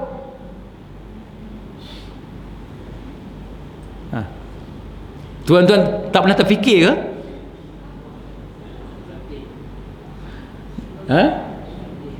Latih tu makna kita suruh lah tu. Tapi Nabi kata 7 tahun. Kita anak kita 4 tahun 5 tahun, kita dah suruh dah semayang. Macam mana? Lebih awal daripada hak Nabi suruh. Persediaan. Baik tuan-tuan sekalian, sebenarnya benda ni dia ada beberapa perbincangan. Ni saya nak ulas sedikit. Kalau tuan-tuan tengok di negara Arab, tuan-tuan tengok di negara Arab, dia agak berbeza dengan negara kita. Sebab apa saya kata berbeza? Dalam hadis tersebut dia sebut semayang kan? Dia sebut semayang. Para ulama sebahagian di kalangan mereka mentakwilkan, walaupun sebahagian yang lain tidak setuju untuk takwil. Sebahagian mereka mentakwilkan bahawa suruhan sembahyang tu dia merangkumi suruhan beragama. Suruhan beragama termasuk tutup aurat, pakai tudung dan sebagainya. Baik. Kalau tuan-tuan tengok budaya di negara Arab dengan budaya kita agak berbeza. Kita di Malaysia, kalau anak perempuan umur 4 tahun, 5 tahun kan, kita dah pakaikan tudung. Betul tak? Tak semualah, tak semua. Tapi kita boleh tengok sebahagian daripada kita, dia bawa anak dia beraya ke jalan rumah saudara ke, dia pakaikan anak dia tudung kan. Budak-budak yang baru 5 tahun, 6 tahun kan, belum 7 tahun pakai tudung dah. Tapi kalau tuan-tuan pergi ke negara Arab, termasuk kawan-kawan saya daripada negara Arab masa kami duduk di England pun, bila kita pergi ke rumah mereka, anak mereka yang usia kecil-kecil ni tak pakai tudung. Dia pakai cantik-cantik, apa semua, rambutnya ikat, apa semua, dia pakai cantik-cantik. Jadi saya pun tanya kepada mereka, sebab apa anak-anak mereka ni pakai macam ni, sedangkan kami di Malaysia ramai yang anak-anak ustaz ni kak kecil-kecil pun dah pakai tudung dah. Dia kata sebab belum datang waktunya untuk diajar supaya memakai tudung, supaya anak ni dia dibiasakan untuk buka dia punya apa kita kata kepala, rambut dan sebagainya. Bila sampai masa dia wajib pakai tudung, barulah mereka dilatih untuk memakai tudung. Jadi sebahagian pendapat mengatakan bahawa pada peringkat awal ini kita jangan bagi penekanan sangat supaya mereka ni tidak terasa berat dengan suruhan tersebut. Usia 7 tahun kerana ia adalah usia mumayyiz. Usia mumayyiz, mana usia yang boleh beza baik dengan buruk. Okey. Baik. Tuan-tuan ada sebarang soalan ke? Okey. Okey. Okey okey. Baik. Yang keenam, tuan-tuan sekalian, orang yang berbicara tentang Allah tanpa ilmu, dia menanggung dosa orang yang dia sesatkan. Nabi kita Muhammad sallallahu alaihi wasallam bersabda, man da'a ila huda kana lahu minal ajri mithlu ujuri man tabi'ah. Dia kata la yanqusu dzalik min ujurihim syai'a. Dia kata siapa-siapa yang menyeru kepada petunjuk, kepada hidayah, maka dia mendapat pahala sebagaimana pahala orang yang mengikutinya. Wa man da'a ila dhalalah kana alaihi minal ithmi mithlu athamin man tabi'ahu la yanqusu dzalik min athamihim syai'a. Dia kata siapa yang menyeru kepada kesesatan, maka dia mendapatkan dosa, dia dapat dosa sebagaimana dosa orang yang mengikutinya. Hal itu tidak mengurangi dosa mereka sedikit pun. Nabi ajar kepada kita apa dia? Dakwah. Bila kita dakwah macam pagi ni tuan-tuan tu panggil jiran-jiran kan, panggil jiran, mainlah jom kita pergi ada program agama ni. Berapa orang yang ikut tuan-tuan sekalian? Katalah ada 5 orang. Kita dapat tak pahala? Dapat pahala. Berapa pahala kita dapat? Kita panggil 5 orang, berapa pahala kita dapat? 6. Pahala kita seorang 1, pahala 5 orang tu pun kita dapat 1. Yang mereka tak kurang pahala, bukan kata kurang pahala tak. Pahala mereka sebagaimana pahala yang sepatutnya. Kita hak panggil ni pun digandakan pahala tadi jadi 6. Pahala kita seorang campur lagi 5 ada 6. Nabi kata tidak dikurangi sedikit pun. Sama macam sekarang duk guna Facebook kan, Facebook. Oh, malam ni kita ada program. Kan kita sebar iklan banyak-banyak, menyebabkan ada 10 orang datang, 20 orang datang kerana baca status Facebook kita. Pahala hak 20 orang tadi pun Allah Ta'ala bagi juga dekat kita. Yang kawan tu dia ada pahala dia. Hak kita ni pun ditambah, digandakan pahala. Tu dia. Sebab tu saya, tuan-tuan sekalian, saya cukup seronok kalau tuan-tuan panggil saya datang. Kan? Syekh kita call saya suruh datang, saya sanggup datang. Pasal apa tuan-tuan? Sebab dalam kepala saya macam ni. Kan? Saya boleh cakap benda baik, tuan-tuan boleh beramal dengan apa yang saya cakap. Kalau ada kebaikan insya-Allah, maka dengan itu pahala saya, meter pahala saya berganda-ganda, berpusing dengan laju. Macam tuan-tuan didik anak. Kita didik anak kita. Anak kita berapa orang? 4 orang. Kita didik anak kita tu betul-betul sampai 4 orang menjadi anak yang soleh. Sebab selama mana anak kita tu buat benda soleh berdasarkan ajaran kita, tuan-tuan sekalian, berpandukan kepada Quran dan hadis, selama itulah kita dapat pahala daripada Allah Subhanahu wa taala. Sama juga siapa yang menyeru kepada kesesatan. Siapa yang menyeru kepada kesesatan, maka dia pun akan dapat dosa daripada kesesatan yang dia duk ajak orang duk dibuat juga. Kita naik kereta, pergi berjalan, kawan naik kereta kata, berhenti semayang. Tak payah, kita qada kat rumah. Qada. Berapa semayang dia tinggal? 3 waktu dia tinggal. Pasal apa? Sebab driver kata tak payah semayang kat rumah. Padahal orang dalam kereta tu nak semayang. Tuan-tuan, katalah hak ada dalam kereta tu pergi ikut kata-kata driver tadi. Driver tadi tanggung dosa tak? Dia tanggung dosa. Dia yang tak semayang pun dia dapat dosa. Hak 3 orang lagi yang tak semayang dia ikut cerita dia ni pun dapat dosa. Maka sebab tu kita nak cakap, kita nak suruh orang, kita nak mempengaruhi orang, hendaklah mempengaruhi benda hak baik. Jangan kita tinggalkan legasi yang jahat, yang buruk. Yang ketujuh, tuan-tuan sekalian, bercakap tentang Allah Ta'ala, kita akan diminta bertanggungjawab. Kita akan diminta bertanggungjawab. Yang ke-8, berbicara tentang Allah Ta'ala, dia kata termasuklah perbuatan berhukum dengan apa yang tidak diturunkan oleh Allah Ta'ala. Wa man lam yahkum bima anzalallah faulaika humul kafirun. Siapa-siapa yang berhukum, yang tidak berhukum dengan apa yang diturunkan oleh Allah Ta'ala, maka dia termasuk di kalangan orang-orang yang kafir. Yang kesembilan, berbicara agama tanpa ilmu adalah menyelisihi, bertentangan dengan jalan Ahlus Sunnah wal Jamaah. Berbeza dengan golongan Ahlus Sunnah wal Jamaah. Yang ke-10, akhir sekali tuan-tuan sekalian, berbicara agama tanpa ilmu merupakan perintah syaitan. Innama ya'murukum bis-su'i wal fahsya'i wa an taqulu 'ala Allahi ma la ta'lamun. Sesungguhnya syaitan itu hanya menyuruh kamu buat jahat dan keji dan mengatakan kepada Allah apa yang tidak kamu ketahui. Syaitan ni kerja dia nak suruh kita buat jahat. Itu syaitan. Syaitan ada dua, syaitan jin dan syaitan manusia. Mana di kalangan kita ni pun ada setan juga. Itu terpulanglah tuan-tuan nak pilih hak mana. Tuan-tuan nak jadi setan, pergi buat. Anak setan ada dah kan? Itu filem. Itu filem anak setan. Baik. Jadi kalau orang tu dia mempengaruhi orang untuk buat jahat, maka dia adalah syaitan di kalangan manusia. Syaitan ni, syaitan jin, dia boleh tak memudaratkan manusia? Syaitan jin boleh memudaratkan manusia tak? Boleh. Sebab itu bila kita nak mula baca Fatihah dalam rakaat pertama, kita baca a'udzubillahi minasyaitonirrajim, kan? Kita minta perlindungan dengan Allah daripada syaitan yang direjam, kan? Kita minta perlindungan. Baik. Dan kita ni tuan-tuan sekalian, kita jangan jadi syaitan. Syaitan ni makhluk yang duk galakkan orang supaya ingkar kepada perintah Allah Ta'ala. Sekarang musim banjir tuan-tuan sekalian, malapetaka yang duk berlaku di beberapa buah negeri, ada orang hak jadi setan. Macam mana dia jadi setan? Macam-macam lah. Antaranya menyebarkan berita palsu, kan? Benda yang tak betul dia sebarkan. Dia sebarkan berita yang menyebabkan orang jadi takut.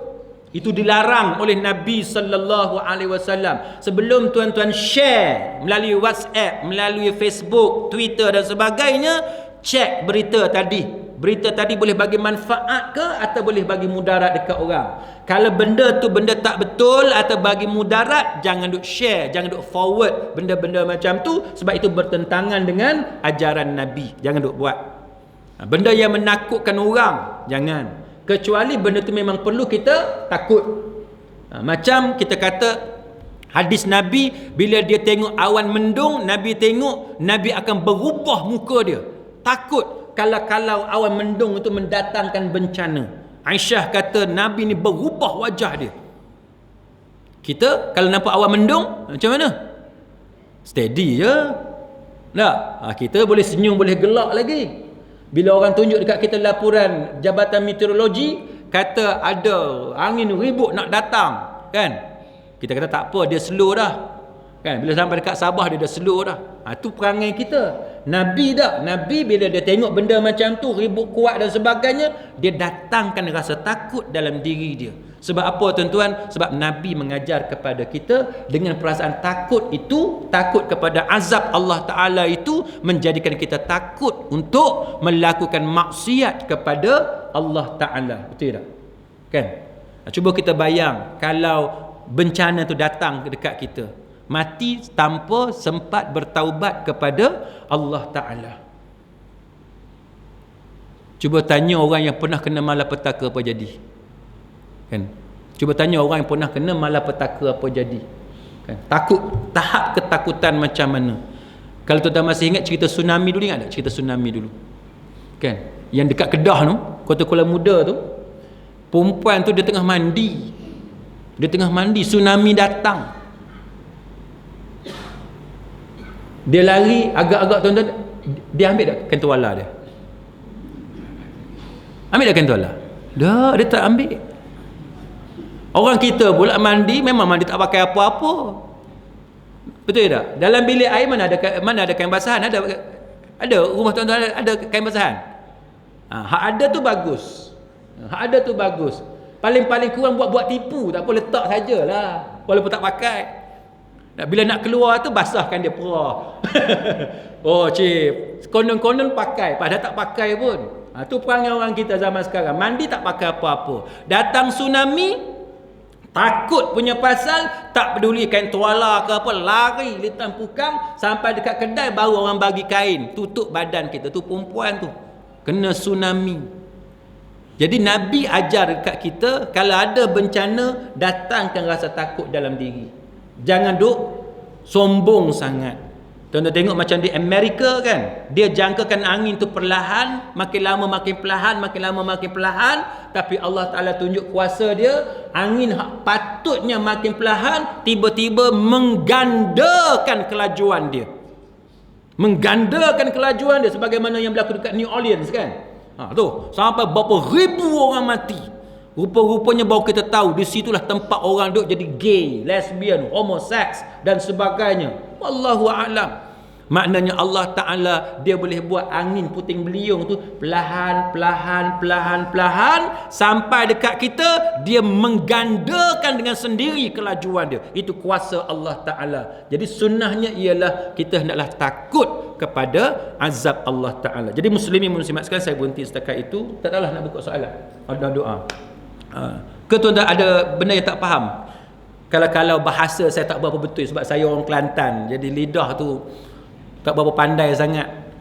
Kalau saya nak cakap benda lain, tiba-tiba yang tuan-tuan faham lagu lain, ada salah faham ke? Sebab sini orang Perak kan, orang Perak dia cakap apa ni, koma kan, koma tu maksud dia apa? Koma? Kamu? Dia lain. Isteri saya orang Temeloh. Orang Temeloh, koma ni saya. Orang Temeloh, koma tu saya. Saya sebab tu saya bercakap dengan orang Perak, dengan orang Pahang ni, saya cukup hati-hati, takut tersilap. Kadang-kadang kita nak belagak jugalah, nak guna perkataan koma, tapi takut silap. Koma di Temeloh saya, koma di Perak kamu. Kan? Kamu. Tu masalah. Ada kawan-kawan tanya, ni pasal apa hang kahwin dengan orang Pahang, hang orang Kelantan kan? Biasa orang Kelantan dia kahwin dengan orang Kelantan, dia tak kahwin dengan orang luar. Saya kata sebab apa ni, saya dah jemu dah perempuan Kelantan panggil suami dia abel, geli saya. Geli. Dia seronok kalau isteri panggil kita abang, seronok sikit lah. Ada sebarang soalan ke ataupun ada benda tak setuju ke apa ke? Okey, boleh. Jadi mudah-mudahan ada manfaat di sisi Allah Ta'ala, dan kita berdoa sikit tuan-tuan sekalian. Ya. Ya.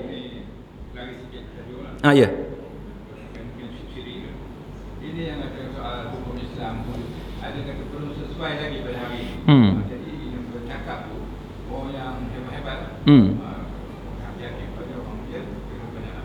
Macam pendapat kita tentang keadaan? Adakah kita kata betul juga belum sampai masa? Bila masa yang sesuai? Wallahu a'lam. Kebetulan ni memang bidang saya pun. Ada sebahagian orang Islam dia kata hudud ni tak sesuai lagi untuk dilaksanakan. Tuan-tuan sekalian, apa alasan untuk kita kata hudud tak sesuai?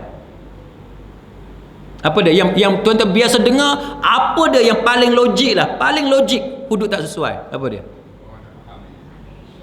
Orang tak faham. Okey, orang tak faham.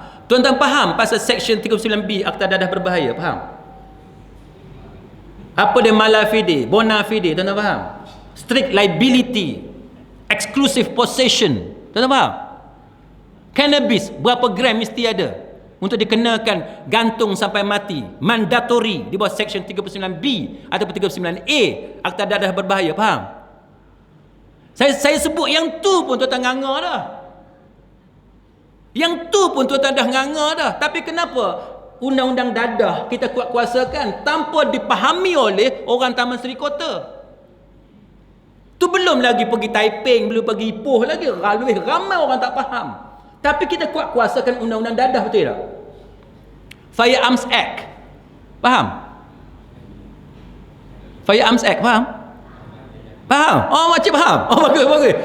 Ada. Ayat kau faham tadi. Akta senjata api. Tuan-tuan miliki senjata api, dia ada beberapa jenis kategori.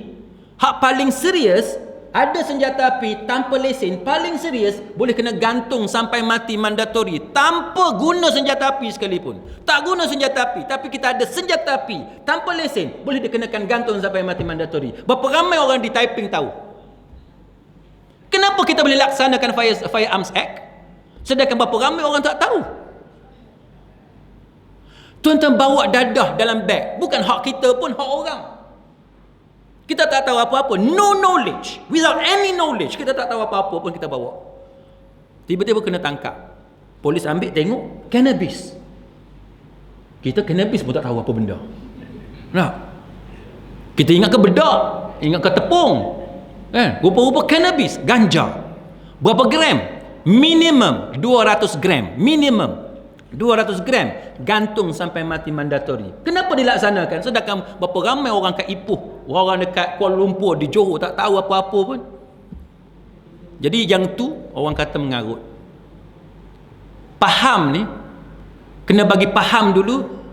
Jawapan saya mengarut. Sebab berapa banyak orang tak tahu apa-apa pun. Undang-undang rogol. Tuan-tuan tahu rogol? Tuan-tuan pun tak tahu.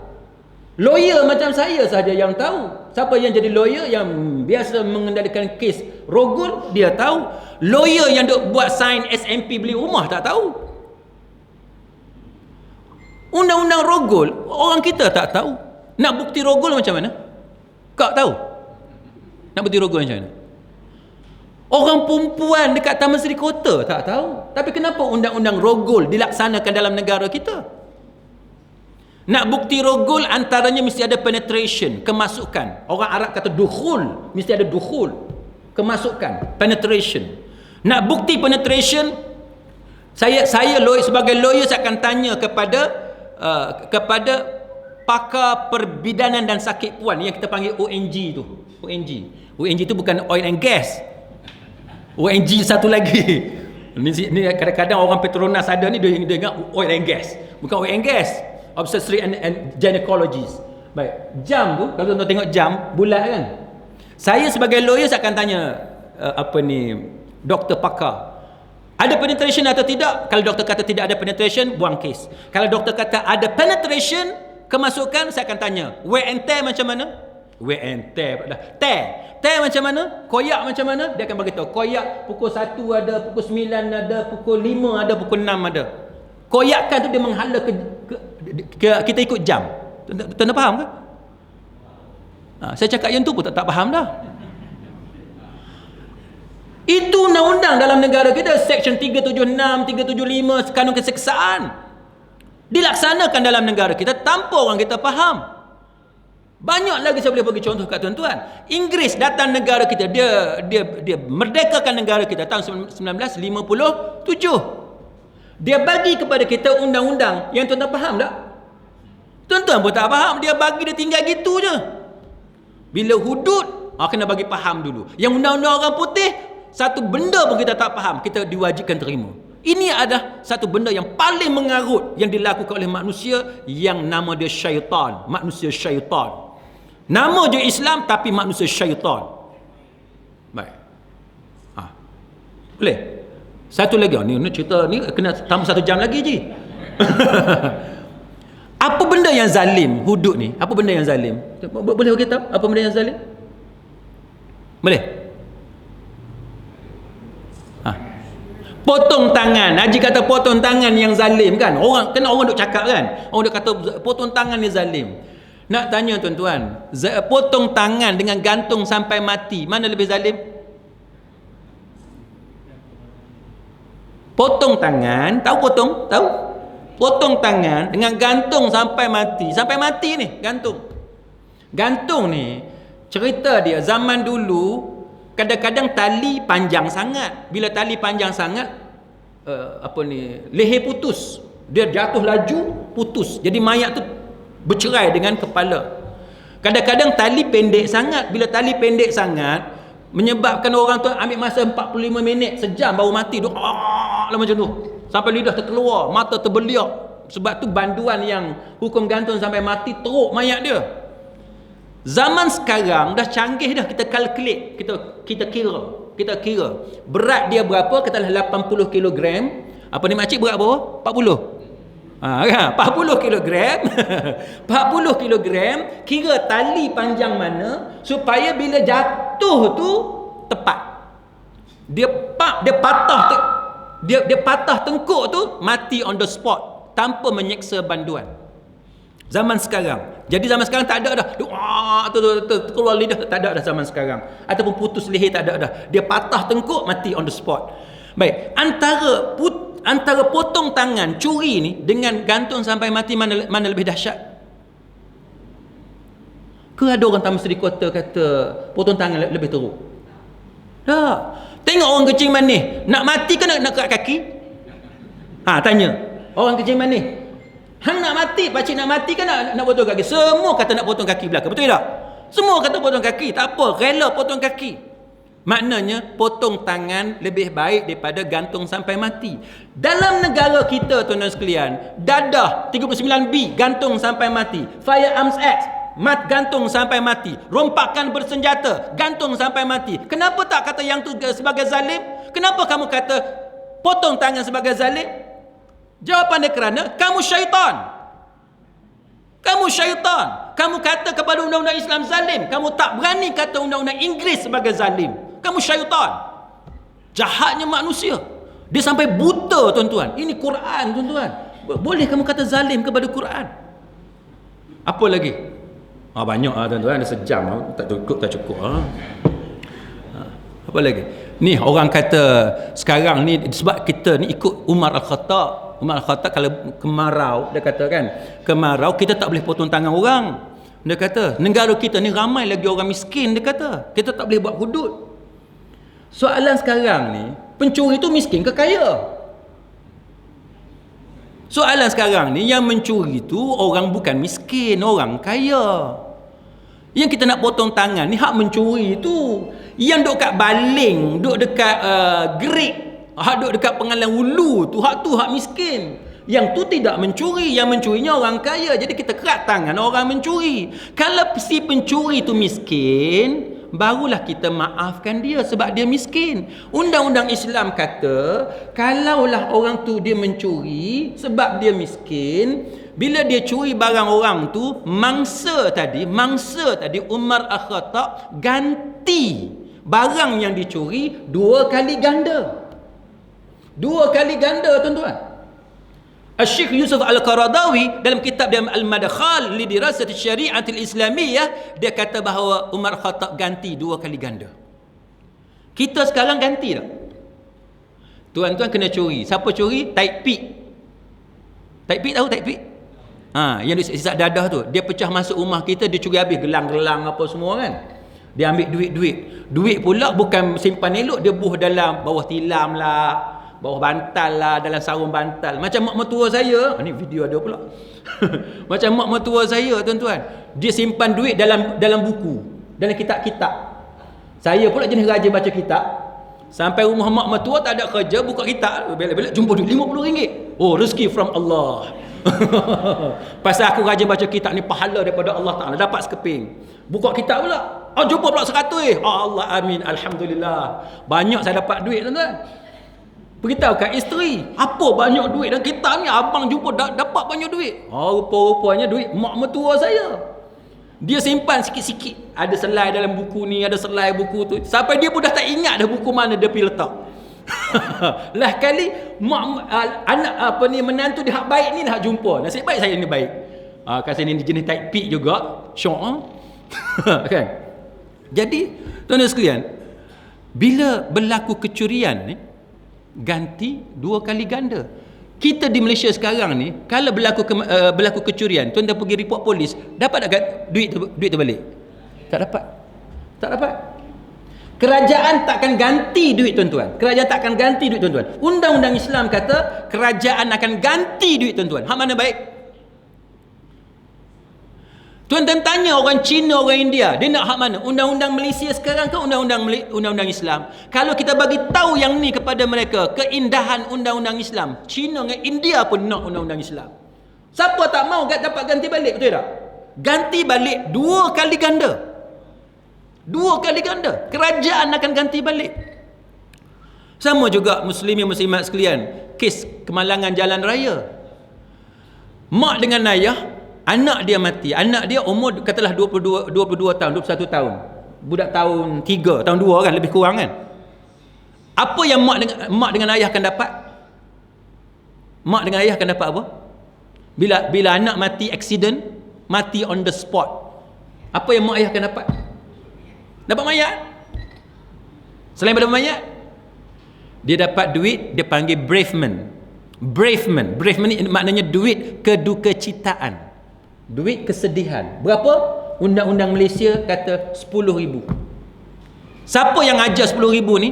Undang-undang England, Civil Law Act 1956 mengatakan bahawa Malaysia ikut England. Apa yang England buat, Malaysia ikut. England kata siapa yang mati macam tu dapat 10,000. Selain daripada tu tak dapat apa-apa. 10,000 je. Undang-undang Islam kata apa? Undang-undang Islam, kalau mati anak accident, orang langgar mati on the spot, dapat apa? 100 ekor unta. 100 ekor unta kadar sekarang dia boleh jadi RM400,000 hingga RM500,000. Tuan-tuan nak mana? Nak RM400,000 atau RM10,000? Saya student saya yang Cina, yang India pun terkejut. Dia kata macam ni ke undang-undang Islam? Saya kata yes, macam ni undang-undang Islam. Dia kata kalau macam tu kami pun nak undang-undang Islam. Siapa nak 10,000? Daripada 10,000 baik 400,000, betul tak? Kes mak ayah mati on the spot, tinggal anak 4 orang. Apa yang anak 4 orang akan dapat? Anak 4 orang akan dapat apa? Tuan-tuan baca dalam surat khabar tu, yang mak dengan ayah kerja kilang, naik motor, tiba-tiba lori gesel dia jatuh bawah lori, kena gilis kan. Nauzubillah. Dalam surat khabar, mati on the spot, mak dengan ayah sekali, tinggal anak 4 orang kecil-kecil. Anak 4 orang akan dapat apa, tuan-tuan? Anak 4 orang ni bereavement pun tak dapat. Duit kedukecitaan pun tak dapat. Tak layak untuk bersedih. Ikut undang-undang England yang Malaysia ikut. Mereka hanya layak dapat apa? Mereka hanya layak dapat duit pengkebumian sahaja. Duit kebumi kat Taiping berapa sekarang kos? 1,000 lebih. 1,000 lebih. Dekat mahkamah, biasa mahkamah bagi 2,500 hingga 5,000 ringgit untuk kos pengkebumian. Adil tak, tuan-tuan? Duit untuk duka cita pun tak dapat. Siapa yang komen ni, tuan-tuan? Lawyer India beragama Kristian. Dia tulis dalam website Bar Council, Majlis Peguam. Dia tak puas hati kenapa Malaysia nak ikut England dalam perkara macam ni. Sedangkan undang-undang Islam kata kalau kematian macam tu dia akan dapat 400 hingga 500,000 ringgit. Tuan-tuan, antara 2,000 ringgit dengan 400,000 ringgit, tuan-tuan agak Hindu yang ada potu dengan nanda kat sini, dia nak mana? Dia nak mana? Bila saya cakap macam ni dalam satu lecture, tuan-tuan sekalian, student saya yang Hindu ada 5 orang ke 6 orang datang, habis lecture dia jumpa saya, dia kata, "Sir, why don't you spend 5 minutes every time we have our lecture to speak about hudud?" Dia kata. Hindu pun nak tahu tentang hudud bila dia tahu bahawa itu sebenarnya hudud. Tapi orang kita dia telah menjadi syaitan dengan cerita hudud ni, nampak jahat, nampak buruk, nampak kejam, nampak zalim, nampak sadis, nampak barbarik, nampak tidak bertamadun, nampak outdated. Sedangkan kewajipan kita orang Islam, benda yang Quran dengan hadis ni wajib kita bagi tahu benda yang sebenar. Banyaklah, tuan-tuan. Satu lagi, zina pada zina. Orang kata kenapa nak kena rejam dengan batu sampai mati? Kan? Rejam dengan batu sampai mati. Tuan-tuan tahu tak rejam dengan batu sampai mati ni saksi berapa orang? 4 orang. Dia kata pula, siapa nak berzina depan 4 orang? Ini masalah dia. Zina yang tidak ada saksi itu dilepaskan. Dosa tu kamu tanggung di hadapan Allah Ta'ala. Yang saksi 4 orang ni cerita dia zina depan orang, zina di khalayak ramai. Macam dekat Penggalan Hulu. Tuan-tuan biasa pergi Penggalan Hulu? Biasa pergi? Haji biasa pergi. Apa yang Haji nampak? Penggalan Hulu ni dia ada tiger show. Tahu tiger show? Haji pun tahu tiger show kan? Tiger show. Kita duduk makan ni dekat meja apa semua ni, ada sepasang lelaki perempuan duduk zina depan kita. Itu depan orang ramai, semua orang boleh tengok. Yang tu kena rejam dengan batu sampai mati. Sebab itu bukan manusia, itu binatang. Tak layak untuk hidup. Lebih hina daripada binatang. Quran kata lebih hina daripada binatang. Contohnya ni, puak-puak ni. Kan? Yang zina depan orang ramai, yang tak ada rasa malu. Sebab tu Nabi kata, benda yang kamu buat semalam tu, jangan cerita hari ni. Jangan duduk dedah, tutup. Kan? Taubat kepada Allah. Itu Islam ajar dekat kita. Satu contoh kan tuan-tuan, undang-undang Islam ni, rotan. Rotan dia kecil je. Rotan kat penjara tu punyalah panjang, besar, laju lagi dia pukul sampai terkoyak punggung. Yang mana yang zalim? Undang-undang Islam 100 kali rotan bagi berzina, pukul macam tu je. Bukan 2 hayun macam tu. Takkan mencederakan. Takkan mencederakan. Siapa yang minum arak 40 kali rotan, apa masalah? Nak rotan 40 kali susah ke? Tak susah. Kan? Banyaklah ceritanya. Jadi ada soalan lain. Cukup kot dah 11.30 ni, sikit lagi dia pukul sampai kedua pula. Okey, boleh? Boleh kan? Jadi mudah-mudahan ada manfaat di sisi Allah Subhanahu wa taala. A'udzubillahi minasyaitonirrajim. Bismillahirrahmanirrahim. Alhamdulillahi Rabbil Alamin. Wassalatu wassalamu ala ashrafil anbiya'i wal mursalin wa ala alihi wa sahbihi ajma'in. Ya Allah, ya Tuhan kami, ampunkanlah segala dosa kami ya Allah. Ampunkanlah segala dosa kami ya Allah. Ampunkanlah segala dosa kami ya Allah. Juga dosa ayah dan ibu kami, dan kasihanilah mereka sebagaimana mereka mengasihani kami semasa kami kecil. Ya Allah, ya Rahman, ya Rahim, kurniakan kepada kami keredaan-Mu dan syurga-Mu, dan jauhilah kami daripada kemurkaan-Mu dan azab api neraka-Mu. Ya Allah, ya Rahman, ya Rahim, masukkanlah kami semua ke dalam syurga Firdaus ya Allah. Masukkanlah kami semua ya Allah ke dalam syurga Firdaus. Masukkanlah kami semua ke dalam syurga Firdaus ya Allah, syurga yang paling tinggi di sisi-Mu. Ya Allah, ya Rahman, ya Rahim, kurniakan kepada kami taufik dan hidayah-Mu, akidah yang benar, iman yang sempurna, hati yang khusyuk, lidah yang sentiasa berzikir kepadamu, dan amalan salih yang diterima oleh-Mu. Rabbana atina fid dunya hasanah wa fil akhirati hasanatan wa qina adzaban nar. Wa sallallahu ala Muhammad wa ala alihi wa sahbihi ajma'in. Subhana rabbika rabbil izzati amma yasifun. Wa salamun alal mursalin walhamdulillahi rabbil alamin.